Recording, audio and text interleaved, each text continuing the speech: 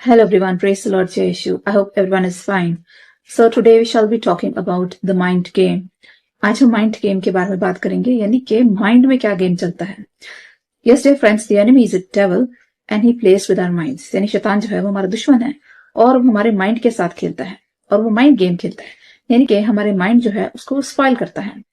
He poisons our mind, यानी हमारे जो दिमाग होता है, जो माइंड है, जिसे हम मस्तिष्क भी कहते हैं, उसे शैतान पॉइजन करता है और वो माइंड गेम खेलता है, यानी हमारे माइंड के साथ खेलता है. इसके बारे में बात करेंगे. यानी शैतान जो है वो हमारा इंसान का दिमाग जो है उसको स्पॉइल करता है, उसको खराब करता है. Our battle is not against the flesh and blood, but with the evil forces in the heavenly realms. यानी बाइबल बताती है हमारा जो युद्ध है वो इंसान से नहीं है, यानी इंसान में होता है मांस और लहू. तो बाइबल बताती है हमारा युद्ध मांस और लहू से नहीं है, यानी हमारा युद्ध किसी इंसान से नहीं है, बल्कि हमारा युद्ध शैतान से है. यानी जो आकाश में जो शैतानी शक्तियां हैं, हवा में जो शैतानी शक्तियां हैं, उनसे हमारा युद्ध है. क्यों? क्योंकि वो हमारे माइंड को पॉइजन करती हैं, यानी हमारा ब्रेन वॉश करती हैं. ऐसा एफिशिएंस चैप्टर 6 वर्स 12 में लिखा है. Yes, the devil comes like a roaring lion looking for whom to devour. यानी बाइबल में शैतान को कहा है एक शेर की तरह आता है कि किसको फाड़ खाए. यानी शैतान जो है वो ताक में रहता है किस इंसान को वो फाड़ के खा जाए, यानी किसको अपना शिकार बनाए. ऐसा 1 पीटर चैप्टर 5 वर्स 8 में लिखा है. We have to resist the devil, यानी कि हमें शैतान से पीछा छुड़ाना है, उसको दूर भगाना है. और बाइबल कहती है resist the devil and it will flee, यानी शैतान को छिनक दे तो तेरे पास से वो दूर हो जाएगा. ऐसे जेम्स चैप्टर 4 वर्स 7 भी कहती है. यानी शैतान जो होता है वो चुपके चुपके आता है, दबे पांव आता है और हर एक इंसान को बहकाने की कोशिश करता है, बहलाने की, फुसलाने की कोशिश करता है. और बाइबल कहती है शैतान को छिनक दे तो वो तेरे पास से दूर हो जाएगा. Resist the devil and it will flee. So the devil spoils our mind, he plays with the mind. यानी जो डेविल है, जो शैतान है, वो इंसान के माइंड से खेलता है, उसके दिमाग से खेलता है और उसके माइंड को पॉइजन करने की कोशिश करता है. और इसलिए कहा गया the devil plays the mind game, यानी शैतान जो है वो एक गेम खेलता है, खेल खेलता है हमारे माइंड के साथ.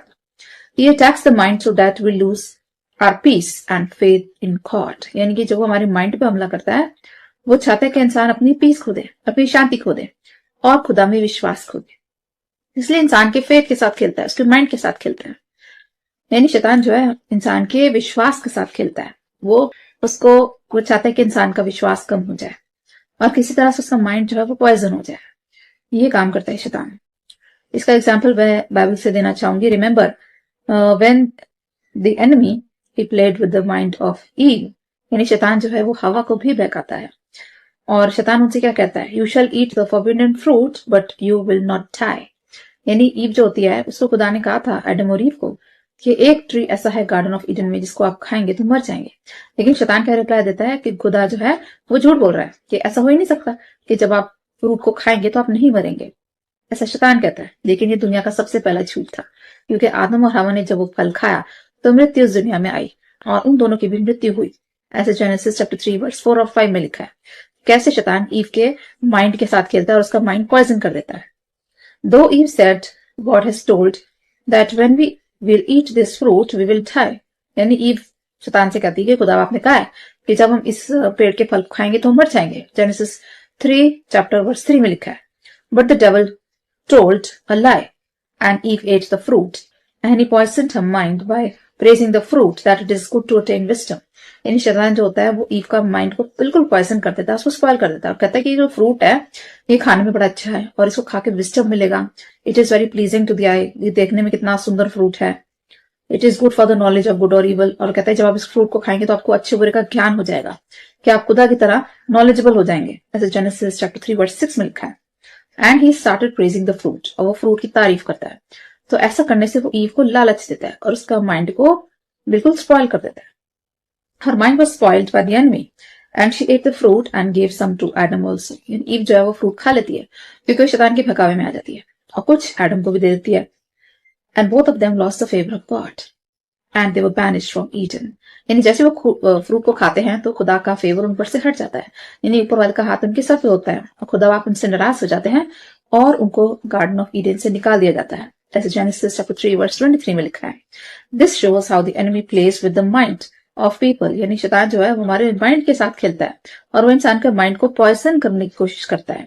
ही puzzles the mind of the person, यानी हमारे माइंड को पजल कर देता है और इतना कंफ्यूज कर देता है कई बार कि इंसान खुदा के खिलाफ सोचने लग जाता है और बाइबल की बातों को ट्विस्ट कर देता है एंड ही ऑफन स्पीक्स लाई, यानी शैतान जो है वो हमेशा झूठ आपके सामने परोसेगा, लेकिन उसको भी इतना सुंदर बना के परोसेगा कि वो झूठ भी हमें सच लगने लग जाता है। जैसे कि वो ईव से कहता है कि जब आप फ्रूट खाएंगे तो नहीं मरेंगे, और जैसे ही आदम और हवा फ्रूट को खाते हैं, मृत्यु इस दुनिया में आ जाती है और उनकी भी मृत्यु होती है। यानी शैतान जो है वो झूठ को भी ऐसे सुंदर बना के परोसता है कि वो हमें सच लगने लग जाता है। And he plays with the minds of people, he tries to brain wash the people, यानी लोगों का ब्रेन वॉश कर देता है, उनके माइंड को बिल्कुल पॉइजन कर देता है। If you remember the devil tempted Jesus also, यानी यीशु मसीह की भी परीक्षा हुई थी, शैतान ने उनकी भी परीक्षा लेने की कोशिश करी थी। But Jesus won the battle because he is son of God and he resisted the devil, यानी कि शैतान ने कोशिश करी कि जीसस को किसी तरह आजमाइश में फंसा दे, और वो पूरी तरह कोशिश करता है, 3 बार कोशिश करता है, लेकिन जीसस उसको हरा देते हैं उस परीक्षा में। क्यों? क्योंकि यीशु मसीह खुदा के बेटे हैं। He said that if you are son of God, tell these stones to become bread, यानी वो जीसस को कहता है, लालच देता है कि अगर तू खुदा का बेटा है तो इन स्टोन्स को ऑर्डर कर और ये ब्रेड बन जाएंगे। And he was tempting Jesus, वो जीसस को टेम्प्ट कर रहा था, उनको लालच दे रहा था। मैथ्यू चैप्टर 4 वर्स 3 में लिखा है, because Jesus was fasting for the last 40 days, क्योंकि जीसस के फास्ट चल रहे थे, वो फास्टिंग पे थे। और often this is quite obvious कि जब कोई फास्टिंग में जाता है तो उसको भूख भी लगती है, तो जीसस को भी भूख लगी होगी। तो जीसस से कहता है कि आप तो इतने बड़े महान खुदा के बेटे हैं, तो आप इन स्टोन्स को ऑर्डर करेंगे और ये ब्रेड बन जाएंगे, क्योंकि वो चाहता था यीशु मसीह जो है वो लालच में आ जाए और वो ब्रेड को खा ले और उनका फास्ट डूब जाए। And Jesus replied from the scriptures only, he said it is written man shall not live on bread alone but on the word of God, यीशु मसीह कहते हैं इंसान केवल ब्रेड से, रोटी से जिंदा नहीं रहता, परंतु परमेश्वर के मुख से जो शब्द निकलता है उससे जिंदा रहता है। मैथ्यू चैप्टर 4 वर्स 4 में लिखा है। यीशु मसीह कहते हैं कि हमारा जीवन जो है वो खुदा पे आधारित है, और हमारी लाइफ में जितने दिन हैं वो भी खुदा को पता है। तो हम अगर ये सोचते हैं कि हम रोटी खा के जिंदा रहते हैं तो ये गलत है। हम अगर इस पृथ्वी पर जीवित हैं तो केवल परमेश्वर की वजह से, क्योंकि हमें अगर ये दिन देखने को मिला है तो गॉड की वजह से मिला है, और क्योंकि परमेश्वर चाहते हैं कि हम जीवित रहे, तो हमारा जीवन जो है वो परमेश्वर के हाथ में, वो रोटी के हाथ में नहीं है। हम रोटी खा के कभी जिंदा नहीं रह सकते, हम जीवित रहते हैं परमेश्वर के वचन से, क्योंकि परमेश्वर ने कहा है कि फूलो फलो और जीवित रहो। He was twisting the scriptures, but Jesus, being the son of God, gave a clever response. यानी शैतान जो है वो स्क्रिप्चर्स को, यानी कि वचन को तोड़ मरोड़ के पेश कर रहा था, but Jesus gave a very clever and a very good response. यीशु मसीह ने बहुत अच्छा रिप्लाई दिया था उसे। He was telling Jesus to prove that he is son of God, and why to prove to the enemy. यानी कि शैतान Jesus से कहते हैं, if you are son of God, turn these stones into bread. यानी if you are son of God, Jesus से कहते हैं कि प्रूव करो कि तुम son of God हो। Obviously, Jesus is son of God and he has no need to prove it. यीशु मसीह खुदा के बेटे हैं, लेकिन वो शैतान को क्यों प्रूव करें? उन्हें कोई जरूरत नहीं है इस चीज को प्रूव करने की कि वो son of God है। And Jesus is son of God, he's full of wisdom, so he gave a very good response. And then the devil said that if you are son of God, throw yourself down and angels will protect you. यानी शैतान दूसरी परीक्षा लेता है, कहता है अगर तू खुदा का बेटा है तो खुद को यहाँ से नीचे गिरा दे और तुझे फरिश्ते थाम लेंगे। मैथ्यू चैप्टर 4 वर्स 6 में लिखा है, so that your foot may not strike against a stone. यानी कहता है कि जब तू अपने आप को नीचे गिराएगा तो फरिश्ते आकर तुझे थाम लेंगे ताकि तेरे पांव को भी ठेस ना पहुंचे। And then Jesus gave the response through scriptures only. यानी यीशु मसीह भी बाइबल में से ही उसका रिस्पॉन्स देते हैं, do not put the Lord to test, यानी कि तू अपने खुदा की परीक्षा ना ले।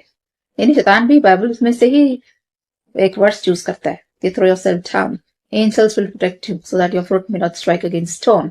यानी कि साम 91 में लिखा है, और शैतान साम 91 की आयत को यूज करता है जीसस को अटेम्प्ट करने के लिए, उनकी परीक्षा लेने के लिए, कि तू अपने आप को गिरा दे ताकि फरिश्ते आएंगे तुझे थाम लेंगे। और जीसस उसका रिस्पॉन्स यही देते हैं कि तू अपने परमेश्वर की परीक्षा ना ले। ये भी बाइबल में लिखा है। यानी जीसस उसकी बात को काटते हैं और उसका रिस्पॉन्स भी स्क्रिप्चर में से ही देते हैं, बाइबल में से ही देते हैं, that it is also written that do not put the lord to test, यानी कि ये भी लिखा है कि तू अपने खुदा की परीक्षा ना ले। मैथ्यू 4:7 में लिखा है, it is written how can we put the God to test, we need to trust God and not test him.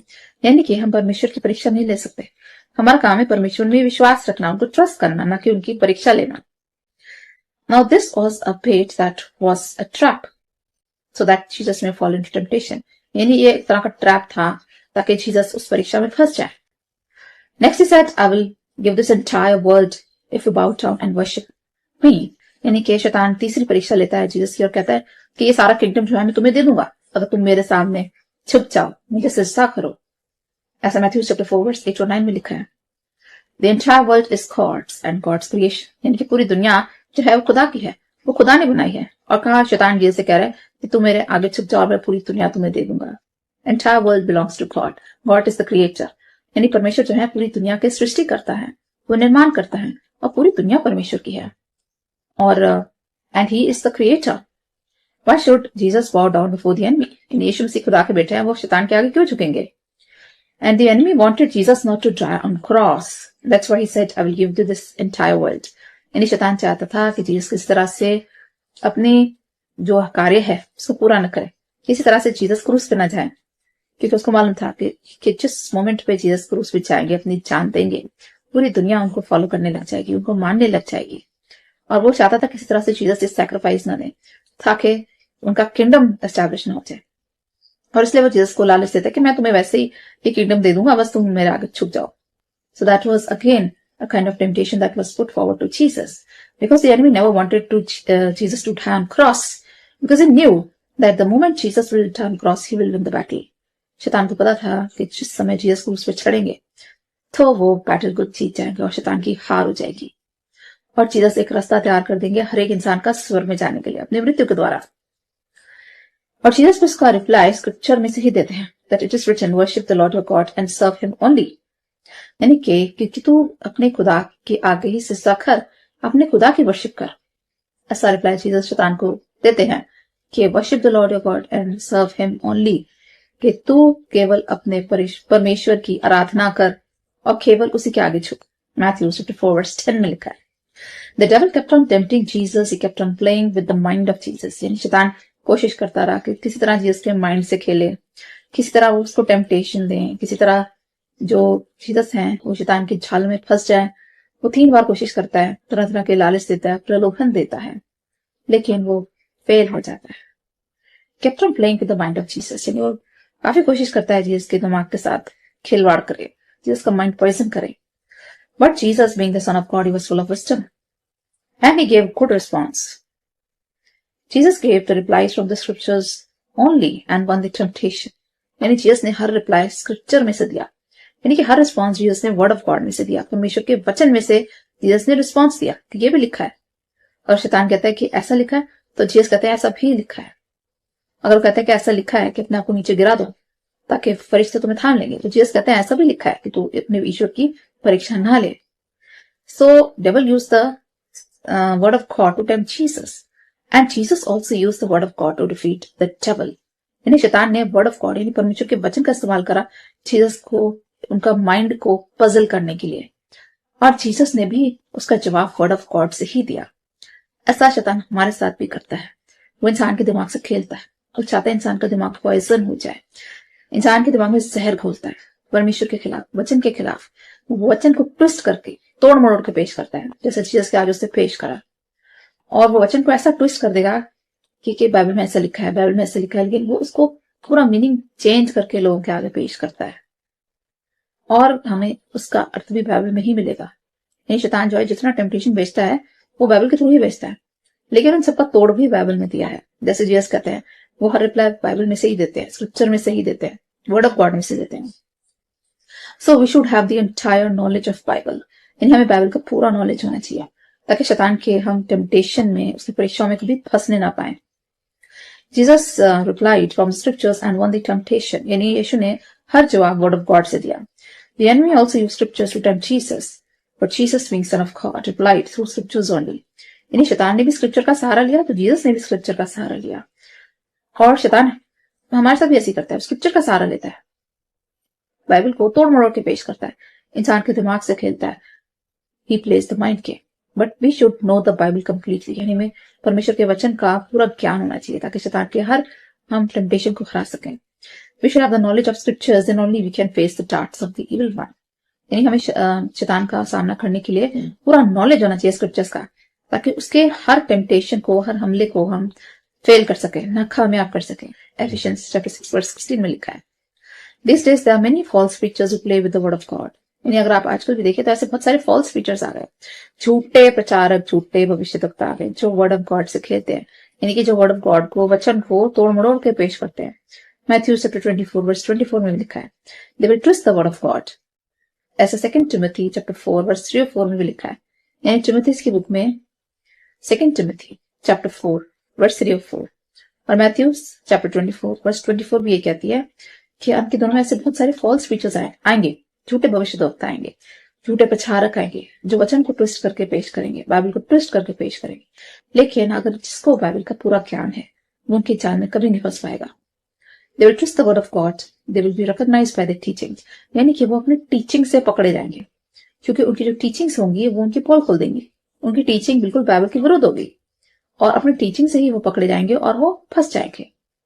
Those who know the knowledge of Bible will identify them. अगर आपको परमेश्वर के वचन का पूरा ज्ञान है, आप ऐसे झूठे प्रचारक को पहचान जाएंगे, क्योंकि झूठे प्रचारक जो होते हैं वो सही बाइबल का ज्ञान नहीं देते। तो जिसको बाइबल का सही ज्ञान है वो पहचान जाएगा कि झूठा प्रचारक कौन है। मैथ्यू चैप्टर 7 वर्स 15 और 16 में लिखा है, if you know the Bible completely no one can misguide you. अगर आपको बाइबल का संपूर्ण ज्ञान है, वचन का संपूर्ण ज्ञान है, पूरा ज्ञान है, तो कोई भी कितना भी तोड़ मरोड़ के आपके आगे पेश कर ले, लेकिन आप क्योंकि पूरा ज्ञान रखते हैं तो आप उसके झांसे में कभी नहीं आएंगे। The enemy played with Judas Iscariot too. यानी शैतान ने कुछ ऐसे ही जूडास इस्करियोट के लिए उसके साथ भी करा था, उसका माइंड भी पॉइजन करने की कोशिश करी थी। जूडास इस्करियोट कौन था? वो जीसस का चेला था जो आगे चल के जीसस को पकड़वा देता है। He spoiled the mind of Judas. He agreed to betray Jesus, the Son of God. He went to the chief priest and the high priest and sold Jesus for 30 coins. यानी शैतान जो है वो Judas Iscariot का mind poison कर देता है और आगे चल के जूडास इस्करियोट जो जीसस का चेला था वो जाके फरीसी से, शास्त्रियों से, महायाजक से मिलता है और जीसस को कहता है कि मैं इनको पकड़वा दूंगा और जीसस को 30 चांदी के सिक्कों में वो बेच देता है। मैथ्यू चैप्टर 26 वर्स 15 में लिखा है, When Judas took the bread, Satan entered him. यानी बाइबल बताती है जब जीसस ने आखिरी भोजन खाया था चेलों के साथ तो वो ब्रेड का टुकड़ा जूडास को भी देते हैं और जैसे ही जूडास वो ब्रेड का पीस खाता है तो शैतान उसके अंदर एंटर हो जाता है। You know, Jesus had his last meal with the disciples. Jesus ने अपने चेलों के साथ आखिरी भोजन खाया था। तो जब जीसस भोजन कर रहे होते हैं तो हर एक चेले को वो ब्रेड का पीस देते हैं और जब जुडास की बारी आती है जब वो उसको ब्रेड का पीस देते हैं तो जैसे ही वो ब्रेड का पीस लेता है उसके अंदर शैतान समा जाता है। क्यों?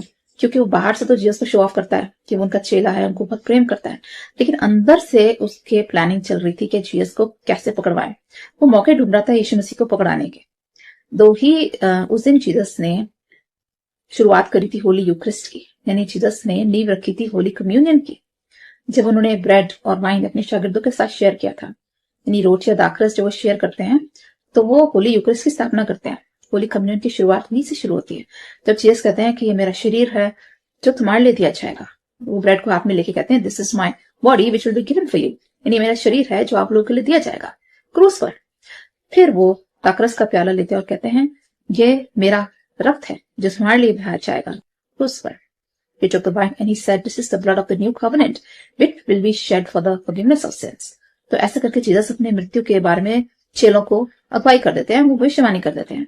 तो उसी समय जब चेले ब्रेड खा रहे होते हैं तो यीशु के प्रति वो सच्चा प्रेम खाते हैं और दर्शाते हैं अपना विश्वास यीशु मसीह की मृत्यु में। लेकिन जुडास जो होता है वो बाहर से तो ब्रेड खा रहा होता है, शो कर रहा है, जीसस को शो ऑफ करता है कि मैं आपका चेला हूं, लेकिन अंदर उसके चल रहा होता है कि इसके बाद में जीसस को पकड़वाना है। So that's why he consumed the Holy Communion with an impure heart. यानी कि he took Holy Communion in an unworthy manner. यानी कि उसने जो Holy Communion लिया था वो नापाक दिल से लिया था, वो impure heart से लिया था और इसीलिए जैसे ही वो हाथ में वो पीस लेता है उसके अंदर शैतान घुस जाता है। The devil entered into him as he took the bread, and because he was eating the Holy Eucharist in an unworthy manner, and in his mind he was planning to betray Jesus. That's why Satan entered him. यानी holy communion उसने एक unworthy manner में लिया, उसे नापाक हृदय से लिया, उसलिए शैतान उसमें घुस गया। John chapter 13 verse 27 में लिखा है, What I'm trying to say, the enemy totally spoiled the mind of Judas Iscariot. यानी शैतान जो था उसने जुडास इस्करियोट के माइंड को टोटली कैप्चर कर लिया था, उसको फसल कर दिया था, उसको भड़का दिया था कि कैसे तुझे यीशु को पकड़वाना है। उसके माइंड में एक चीज चल रही थी, यीशु को पकड़वाना है, यीशु को पकड़वाना है। तो उसके माइंड को पूरी तरह से कैप्चर कर लिया था डेविल ने, यानी सैटन ने, and he was controlling his mind and he spoiled his mind, यानी कि वो माइंड गेम खेल रहा था जुडास के साथ। The enemy spoiled the mind of Judas and he knew that Judas loves money and will sell Jesus for it. यानी कि शैतान जानता था कि जुडास इस्करियोट लालची आदमी है, उसे पैसे से बहुत प्रेम था, यानी बाइबल में एक आयत लिखी है जो बताती है कि वो ट्रेजरर था। यानी यीशु मसीह के जो 12 चेले थे उनमें से यूदास इस्करियोट जो था वो ट्रेजरर था, वो सारा पैसे का हिसाब रखता था और उसके पास हमेशा पैसों की थैली रहती थी। तो वो ऑलरेडी एक लालची आदमी था, वो पैसे का प्रेमी था, he used to love money, और इसलिए शैतान को पता था ये पैसा उसकी कमजोरी है और इस कमजोरी का वो फायदा उठाता है और उसके दिमाग में डालता है कि जीसस को बेच दे किसी तरह से। और वो 30 चांदी के सिक्कों में, सिर्फ 30 चांदी के सिक्कों में, mere 30 pieces of coins, silver coins, he sold Jesus, the son of God। यानी कि परमेश्वर के पुत्र को उसने केवल 30 चांदी के सिक्कों में बेच दिया। क्यों? क्योंकि वो पैसे का प्रेमी था और शैतान उसकी इस कमजोरी का फायदा उठाता है और इसलिए शैतान उसका माइंड को टोटली स्पॉइल कर देता है, ब्रेन वॉश कर देता है। कहां वो यीशु का चेला होता है, 24 घंटे यीशु के साथ रहता है और एक पल ऐसा आता है कि जब यीशु को ही वो पकड़वा देता है। You know, he used to live 24 hours with Jesus. वो जीसस के साथ साथ रहता था और जीसस की टीचिंग्स को भी सुनता था। उसने हीलिंग्स भी देखी होंगी, यीशु मसीह ने कैसे लोगों को चंगाई दी, मुर्दों को जीवित करा। उसने हर तरह की हीलिंग भी देखी होगी, कैसे लोगों को दुष्ट आत्माओं से छुटकारा भी दिलाया। हर जगह वो यीशु मसीह के साथ घूमता था, उनका प्रचार भी सुनता था, स्वर्ग के राज्य के बारे में भी सुना था। जीसस सन ऑफ गॉड है ये भी उसको मालूम था। उसके बाद भी शैतान उसका माइंड को पूरी तरह से हावी कर लेता है, मतलब उसके माइंड पे हावी हो जाता है, उसको कैप्चर कर लेता है और इसी को कहते हैं माइंड गेम। यानी कि शैतान इंसान के दिमाग के साथ किस हद तक खेल सकता है, उसके दिमाग को ब्रेन वॉश कर सकता है, इंसान के माइंड को पॉइजन कर सकता है। It is very essential to keep ourselves pure, our mind, heart, spirit pure. बेहद जरूरी है हमारे माइंड को, हमारे ब्रेन को, मस्तिष्क को, हमारे दिल को, हमारी आत्मा को शुद्ध रखना केवल बेहद जरूरी है और ये केवल वचन से होता है और परमेश्वर की पवित्र आत्मा से होता है। By reading word of God, by praying, by living in communion with the holy spirit, you can keep yourself pure. I would like to share parable with you. यहाँ पे एक मैं पैराबल शेयर करना चाहूंगी। There was a peasant, a farmer, he sowed seeds, but in the night the enemy sowed weeds in his field, but the farmer said to the worker, let them grow together, otherwise while plucking you may pluck the good ones also। This is written in Matthew chapter 13 verse 24 to 30। एक बार एक farmer होता है, किसान होता है, वो एक अपने खेत में बीज बोता है और रात को क्या होता है, एक दुश्मन आता है, उसमें जंगली पौधे बो देता है। तो जब वो पेजेंट धीरे धीरे पौधों में पानी डालता है, पौधे बड़े होने लग जाते हैं। बाद में उसको पता चलता है बीच में जंगली पौधे कहां से आए। कहता है मैंने तो अच्छे सीड्स बोए थे, कहते हैं मैंने गुड सीड्स बोए थे, बीच में वीड्स कहां से आ गए, ये जंगली पौधे कहां से आ गए। तो उसका जो नौकर होता है वो उनको उखाड़ने लगता है, जंगली पौधों को। तो जो उसका मास्टर होता है उसे कहता है अभी मत उखाड़ो, क्योंकि इसके साथ तुम क्या करोगे, अच्छे वाले पौधों को भी उखाड़ दोगे। तो कहते हैं दोनों को साथ साथ ग्रो होने दो और जब कटने का समय आएगा, जब फसल काटने का समय आएगा, तो उसमें से जो अच्छे वाले पौधे हैं उनको जमा कर लेना और जो बुरे पौधे हैं, जंगली पौधे हैं, उनको तुम जमा करके बांध के उनको आग की भट्टी में डाल देना। यानी ये हमारे साथ भी होता है। हमारी लाइफ में भी एनिमी जो है, शैतान जो है, वो जंगली वीड्स को बो देता है और फिर जीसस कहते हैं कि अच्छे बुरे लोग साथ साथ दुनिया में चलते हैं, अच्छे लोग भी होते हैं, शैतान बुरे एजेंट्स भी भेज देता है, तो साथ साथ दुनिया चलती रहती है। लेकिन जीसस कहते हैं अंत का समय आएगा, जजमेंट का समय। तो जीसस कहते हैं अच्छे लोगों को भी चलने दो, बुरे लोगों को भी चलने दो, साथ। जब कटनी का समय आएगा, जब जजमेंट का समय आएगा, तो अच्छे वालों को जीसस लेकर स्वर्ग में डाल देंगे, बुरे वालों को लेकर नरक में डाल देंगे। The devil knows his work. He tries to sow weeds in our life। यानी शैतान जो है वो हमारे जीवन में जंगली पौधे भी बोता है, उस इंसान की तरह जिसने खेत में जंगली पौधे बोए थे, weeds। Now these weeds can be anything। ये जो weeds होते हैं कोई भी हो सकता है। It can be a negative thought, it can be a temptation, or it can be a false preacher, a bad friend, a wayward friend। यानी शैतान हमारे जीवन में भी जंगली दाने बो देता है। वो कोई नेगेटिव थॉट भी हो सकता है, कोई बुरा विचार भी हो सकता है, कोई टेम्पटेशन भी हो सकती है, कोई परीक्षा हो सकती है, कोई लालच हो सकता है, कोई बैड प्रीचर हो सकता है, कोई गलत प्रचारक जो गलत शिक्षाएं देता है। It can be a spoiled friend, कोई बुरा फ्रेंड भी हो सकता है, बुरी संगत भी हो सकती है, अ वेवर्ड फ्रेंड यानी बिगड़ा हुई संगत भी हो सकती है, कुछ भी हो सकता है। कोई भी नेगेटिव चीज शैतान हमारे जीवन में बोलने की कोशिश करता है, नेगेटिव विचार, बुरे विचार हमारे जीवन में बोलने की कोशिश करता है, नेगेटिव थॉट्स, टेम्पटेशंस यानी परीक्षाएं, लालच। ये शैतान हमारे जीवन में ये चीजें बोता है ताकि हम अपने रास्ते से हट जाएं, सही रास्ते से भटक जाएं। But we have to protect our mind from these negative thoughts, यानी हमें अपने माइंड को प्रोटेक्ट करना है, हमारे दिमाग को, हमारे मस्तिष्क में क्या चल रहा है, कौन से विचार चल रहे हैं, उनको प्रोटेक्ट करना है इन बुरे विचारों से, नेगेटिव थॉट्स से, टेम्पटेशन से। यानी शैतान परीक्षाएं भी भेजता है। जब शैतान यीशु मसीह की परीक्षा ले सकता है तो किसी की भी ले सकता है। If devil can tempt the son of God, he can tempt any human being. यानी कि शैतान ने तो यीशु मसीह की भी परीक्षा ली, तो वो किसी इंसान की भी परीक्षा ले सकता है। हमें अपने दिमाग को किन तरह के प्रलोभन से, लालचों से, परीक्षाओं से बचाना है, नेगेटिव थॉट्स से बचाना है, बुरे विचारों से बचाना है। It can be negative person also devil can bring into your life, यानी कि नेगेटिव लोग जो होते हैं, जो हमेशा नेगेटिव विचार रखते हैं, शैतान इन लोगों को भी भेजता है आपके जीवन में। These are the people who enter homes to lead us astray, यानी कि हमारे लाइफ में नेगेटिव लोग भी आते हैं, बुरे संगत वाले लोग भी आते हैं, जो हमें सही रास्ते से भटकाने के लिए आते हैं। वो शैतान के एजेंट्स होते हैं। बाइबल में एक वर्स दिया, Satan masquerade as an angel of light, यानी शैतान जो है वो एक बड़ा अच्छा सा फरिश्ता बन के आता है हमारे सामने। 2 Corinthians chapter 11 verse 14 और 15 में लिखा है, यानी शैतान जब इंसान के आगे जाता है तो वो रूप बदल के आता है, वो बड़ा खूबसूरत फरिश्ता बन के जाता है, अच्छा इंसान बन के आता है, और वो इंसान को बहकाने की कोशिश करता है, लेकिन अंदर से वो शैतान होता है। The Bible says devil appears in our life like an angel, यानी शैतान आपके सामने आएगा एक फरिश्ता बन के, यानी शैतान अपने एजेंट्स को भेजेगा आपकी लाइफ, लेकिन वो फरिश्ते के रूप में आएंगे, बहुत अच्छे व्यक्ति बन के आएंगे, लेकिन अंदर से वो शैतान होंगे। ही विल चेंज फॉर्म, यानी शैतान अपना रूप बदल के आता है, जैसे वो हवा के पास आया था एक सरपेंट बन के। यानी हवा के पास जब वो शैतान जाता है तो वो एक सरपेंट यानी कि सांप बन के जाता है। अगर वो असली रूप में जाता तो हवा उससे कभी बात नहीं करती। अगर शैतान अपने असली रूप में जाता हवा के पास तो वो उससे डर के भाग जाती, बात भी नहीं करती। तो सरपेंट बन के जाता है, यानी सांप बन के जाता है।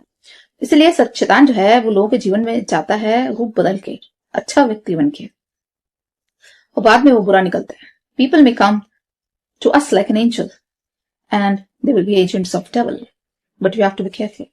यानी हमें इंसानों की परख करनी आनी चाहिए।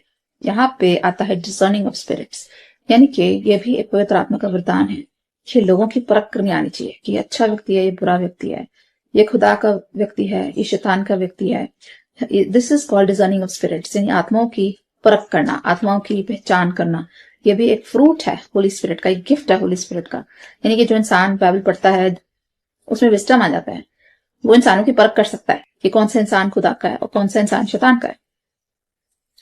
You know which person is from God and which person is from devil. If you read the Bible carefully, if you are a regular Bible reader, if you're a regular person in prayer, you will recognize these people by the fruits. यानी ये लोग अपने कर्मों से, अपने वचनों से पहचाने जाते हैं। तो आपको इंसान की परख करनी आनी चाहिए कि कौन सा इंसान खुदा की तरफ से, कौन सा इंसान शैतान की तरफ से। Remember the devil was also an archangel before being thrown down from the heaven. अगर आपको याद है शैतान की हिस्ट्री, वो भी एक टाइम पे फरिश्ता था और वो खुदा के बहुत नजदीक था, और वो आर्च एंजल्स में उसकी गिनती होती थी। यानी जो बड़े बड़े स्वर्गदूत थे, जो लीडर एंजल्स कहलाते थे, आर्क एंजल्स, उनमें शैतान की गिनती होती थी। और वो एक टाइम पे बहुत अच्छा फरिश्ता था और खुदा का बड़ा फेवरेट फरिश्ता था और खुदा के थ्रोन के पास रहता था। And he was full of wisdom, he was full of beauty. और बाइबल में लिखा बड़ा खूबसूरत फरिश्ता था और जिसमें बड़ा बुद्धि थी, बड़ी ज्ञान थी। और क्योंकि उसमें घमंड आ जाता है कि वो अपने आप को खुदा से ऊपर करना चाहता है, इसलिए खुदा उसका घमंड तोड़ने के लिए उसको पृथ्वी पर फेंक देते हैं और उसको स्वर्ग से निकाल दिया जाता है। रेवलेशन चैप्टर 12 में लिखा है। तो वो जैसे ही पृथ्वी पर गिरता है वो शैतान बन जाता है, क्योंकि वो खुदा से और वो हेवन से दूर हो जाता है। तो इसलिए बाइबल बताती है शैतान जो था पहले वो भी फरिश्ता था, ऐसा रेवलेशन 12 और एज़ेकियल चैप्टर 28 वर्स 12 से 17 में लिखा है। और बाद में जब वो खुदा से दूर हो जाता है, हेवन से दूर हो जाता है, तब वो शैतान बन जाता है और फिर वो पहले खुदा के हुक्मों की नाफरमानी करता है और फिर जब उसको पृथ्वी फेंक दिया जाता है वो आदम हवा को धोखा देता है और उसके बाद वो हर इंसान को धोखा देने की कोशिश करता है। और बाइबल बताती है वो शेर की तरह आता है, कैसे किसको फाड़ खाए, और हमेशा साथ में रहता है किस इंसान को अपने टेम्पटेशंस में, अपने जाल में वो फंसा ले। He sends false teachers, false preachers, यानी कि वो इंसान की जिंदगी में false teachers को, झूठे preachers को, झूठे भविष्यद्वक्ताओं को, झूठे प्रचारकों को भी भेजता है, जो कि वचन को ट्विस्ट करके पेश करते हैं। वो twist the word of God, the living word, but we should know Bible to defeat them with the word of God. यानी हमें, जैसे मैंने पहले भी कहा, पूरा संपूर्ण ज्ञान होना चाहिए स्क्रिप्चर्स का, ताकि ऐसे लोगों को हम हरा सके और ऐसे लोगों के जाल में ना फंसे।